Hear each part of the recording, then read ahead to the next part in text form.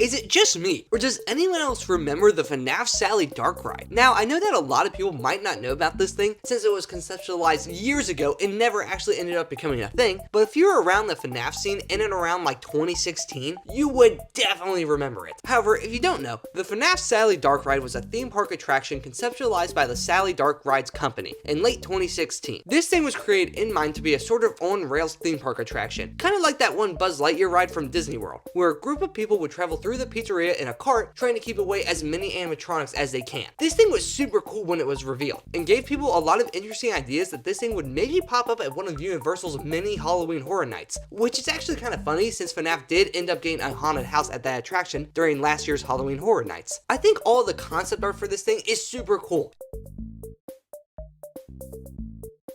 I still think a lot of the horrific, chaotic vibe of these would be carried over. Back in the day, people really wanted a real-life Freddy Fazbear's Pizza, or at least a haunted house attraction built around the series. So when this thing got revealed, a lot of people really hooked onto it. And this attraction did kind of end up realized with a sort of proof of concept jump scare Foxy attraction that the Sally Dark Ride company showed off at various attraction showcases back in 2016. To this day, this thing is still super cool, and even though it is basically just a large-scale version of Funko's original Foxy figure, I still think it gets the job done as a proof of concept for this attraction. I actually kind of think this thing is primarily based on Funko's Foxy figure since it was the widely available 3D version of Foxy at the time, since we didn't really have any good models of the characters back in the day. However, even though a lot of fans thought this thing was super cool, it was never fully realized, and the only things that remain are the Foxy attraction and the various concept arts. Though it's not really that big of a deal anymore since we now have FNAF at Halloween Horror Nights, which is certainly better.